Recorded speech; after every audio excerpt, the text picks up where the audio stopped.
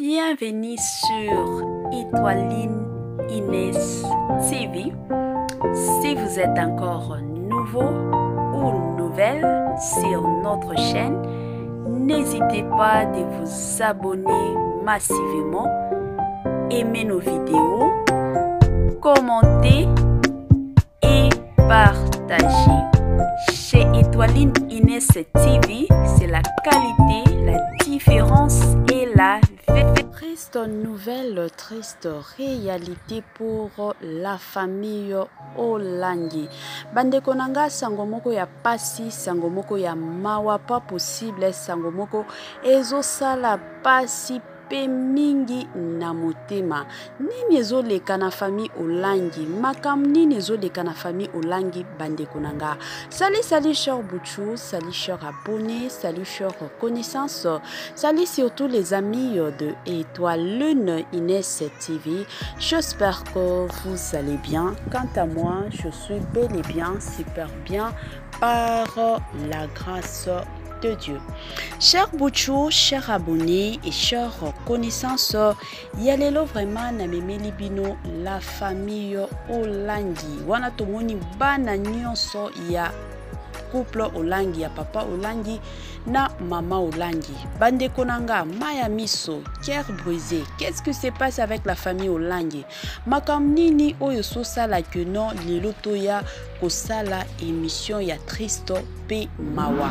Bande konanga avant tokota na moi émission na biso ya lelo et kozala bien nanu na ya ko sensibiliser batu o nyonso to. Si c'est la toute première fois ya kokota na chaîne na biso, chaîne moko kitoko, chaîne ya batoli pas possible et pourquoi pas chaîne à Bananzambi. Je vous prierai surtout de vous abonner massivement. Abonnez-vous. Cliquez aussi sur la cloche de notification pour surtout recevoir les nouveautés de notre chaîne.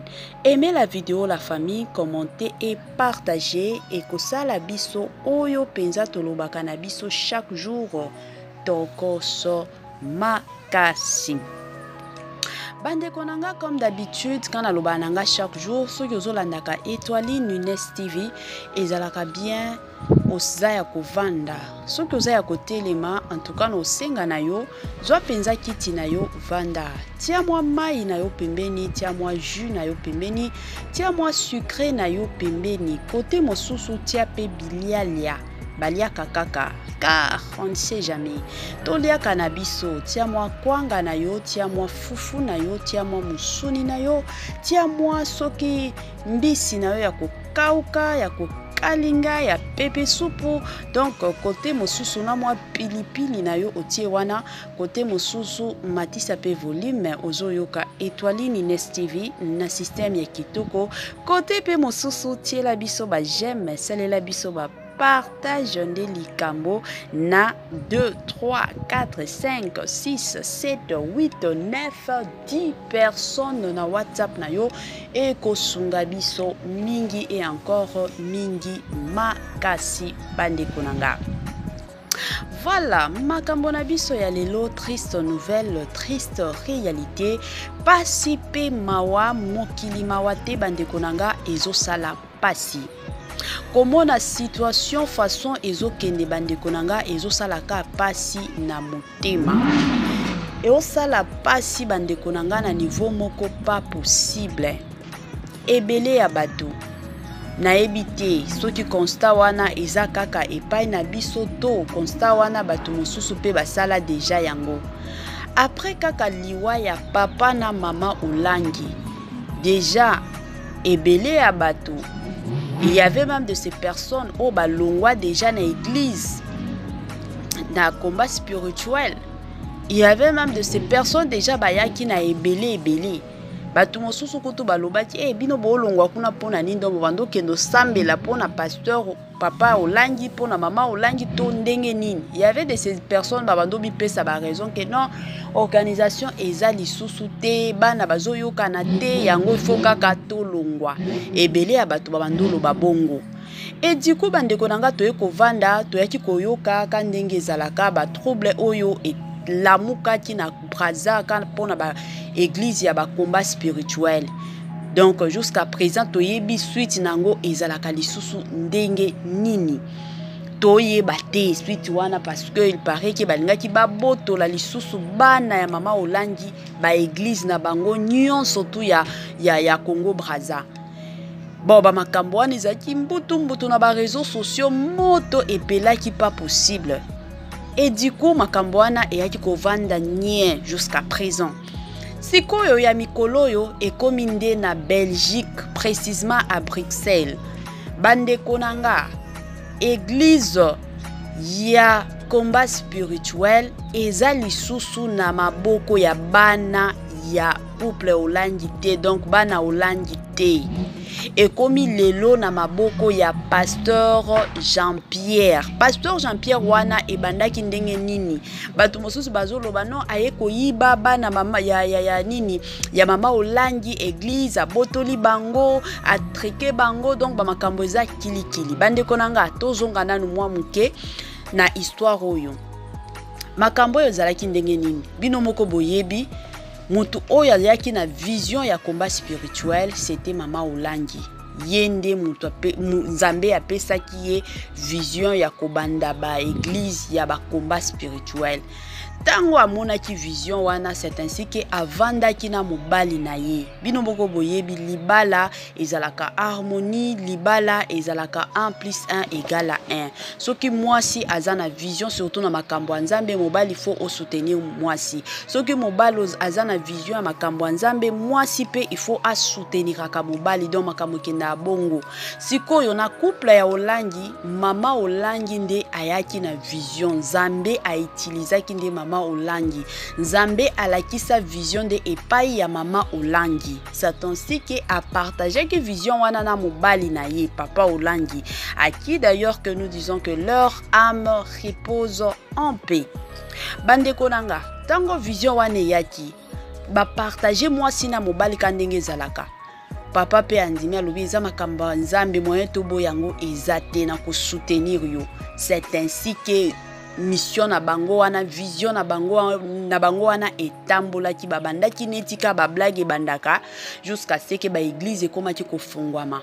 Sikoyo pona papa Olangi na mama Olangi mingi babando travailler ndenge nini?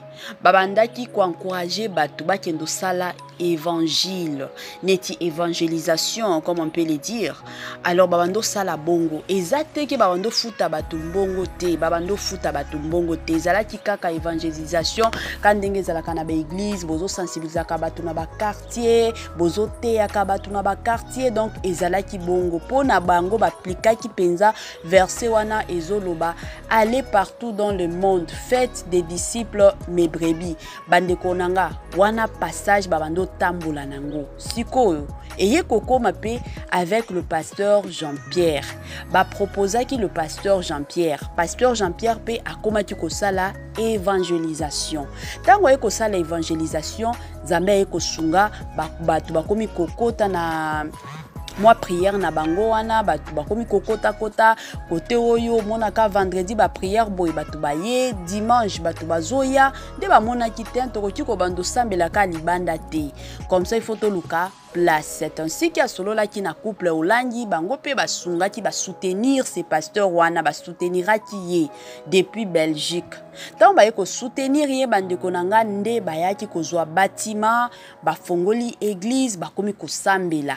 Si on a fond l'église wana ndes église kandenge boyebi place fire ezalaka place moto ezalaka bande konanga batu bazalaka na bango ka ebele nde batu bakoma kikoya batu bazozwa ba délivrance batu bazozwa ka ba guérison pas possible batu bakomi kokota allez église etondi ti église yaki munene église ezo evoluaka kitoko kandenge zalaka ti ba papa Olangi ba ekokufa na mama Olangi mais église bandaki ka ko évoluer et du coup to ekoyoka ka keno ba botoli bana ya mama Olangi église. Ebele ya batu balobi non le pasteur wana nde mutu ayibi bango batu mosusu ono bana mama olangi pe baza mabe. Donc ba version eza nango kilikili. Bande konanga comme d'habitude Étoiline Ines TV azalaka awa pona koya ko condamner mutu te.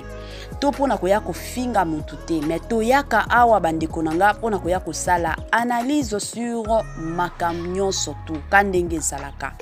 Toye ko sala na biso analyse bandeko nanga yango na sengi na bino bo beta pe analyse na bino na ba commentaire bandeko eza makambo zo tambola déjà eza makambo to koki koloba te ke non to beta ngo lisolo te to garder yango eza secret eza lisusu secret te parce que eza déjà sur les réseaux sociaux et mutu nyonso déjà ayebi histoire oyo ayebi makambo oyo ndenge nini ezo kendaka bandeko nanga.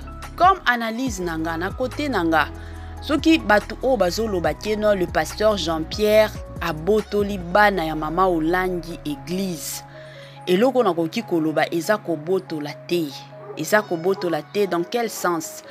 C'est vrai église oyo ya Bruxelles combat spirituel ya Bruxelles ya surtout précisément en Belgique mutu oyo afondaki mutu oyo abandaki yango c'était le pasteur Jean-Pierre.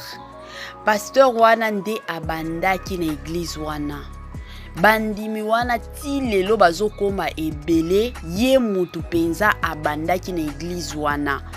Bien que azalaki en dessous, azalaki donc ezalaki neti parapluie moko bando ko kavaye. Ezalaki ba papa olangi na mama olangi mais mutu oyo azalaki responsable wa ya église mutu oyo penza azalaki fondateur azalaki base ya église wana c'était le pasteur Jean-Pierre. Donc azalaki yende penza ayebi bandimi na nyonso yende ayebi souci église na yende ayebi ndenge nini église wana ebandaki. Alors, dans ces cas, on ne jamais kolobate ki abotoli bango église te, abotoli bango te, mais atelemi kaka pona ko se défendre ki église oyo bandimo bozomona boyebi ndenge ni na bandaki na bandimi oyo boyebi te, boyebi pasini boyebi te pasini na souffra na bandimi oyo et puis boyebi te ba problème a bandimi oyo eza ko botola te. Et puis ce qui total est bien, ko banda église bongo, boluaka ba bâtiment, il y a de ce moment hein. Peut-être bo kanisaki bandimi bakoya kotia mabonza to kofuta bâtiment, peut-être bandimi batie mabonza te. Yo moko pasteur na moi s'il faut bozwa ba mbongo ya ba poche na bino, botia bo futa loyer. Mosusu ezala bongo. Surtout tant wana bandimi bazalaki nanu ebelete. Ezalaki moi pasi. Ezalaki moi pasi koloba te ke non ba botoli bango te toza bana nzambe bandimi o bazokendaka na ba église eza te ke non baza soki banani o bakoya kaka bazwi bango ale tokende bango pe bakomi kolanda te baza bana nzambe. Alors ezako botola te ezaka ko défendre ezaka ko tala bandimi na ndenge nini abandaki na bandimi na pasi nini amonaki na bandimi na yango kaka il fallait se défendre il fallait atelema pona wana. Donc eza mwa bongo. Et de l'autre côté kotala ke batu bakomi ko finga bana mama olangi ke baza mal organisé baza ba orgueilleuse baza ba na comportement moko amabe bakomi komi mona mokili ezalaka pasi bandeko nanga. Bomoni yango na lobaka chaque jour hein, c'est bien c'est mieux oloba mabe ya moninga mais yebake de la même façon oloba mabe ya moninga de l'autre côté et ozala pe na batu mosusu bakoloba pe oya yo bakoloba pe oya yo parce que y a même de ces personnes qui se disent que non bango bazana na eloko nzambe te baye ko boma ministère ya ba parents na bango bazana na bonzambe te bango bazawa na ka pona mbongo. Bandeko nanga, ne jugez point enfin que vous ne soyez pas jugés. Na ba église oyo, makambo zo leka na église ya ba olangi. Bandeko nanga, ezate ke ba makambo e bandika na ba église ya ba pasteur ya ba papa olangi te. Ba makambo ba église ezalaka ba église nyonso ezalaka na biloba loba. Ba mataki o ba ibaki mbongo mabonza o kumitu pasteur asala kiboye o kutu pasteur azonga kiboye. Ba église ezalaka bongo.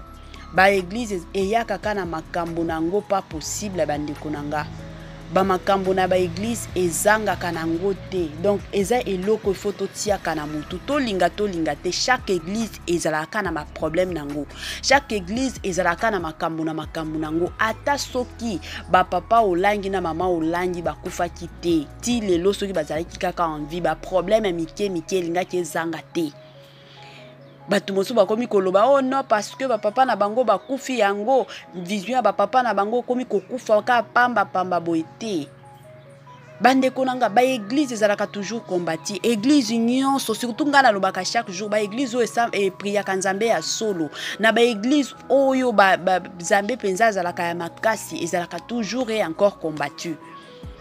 Alors mosusu omonaka bitumbe utuka epa ya ba pasteur pourquoi diable a utilisé comme moko ya ba pasteur mosusu ezaka ba ancien ba église diable a utilisé soki nani donc ezalaka ka bongo yango ezalaka bien soki ozo priaka na église place o priaka ndeko nanga ya mwasi to ya mobali zwaka penza tana yo tango ozo sambela ka pe pona église na yo parce que ba église ebele ezalaka totalement et encore combattu nakoya awa teke na ya koloba non ba aska olangi balakisi ba lekisi plutôt ba enis olangi lekisi ba olangi non na oloba wana te batu oyo bano ya mama olangi ba fingami pas possible na monde oyo après liwaka ya ba parents na bango ebele ya batu ba finga bango pas possible ba finga bango batu ebele ba bando lobaka tokomona tokotala soki église oyo ko continuer tokomona bano soki ba ko continuer ti lelo tokomi ko compter ba année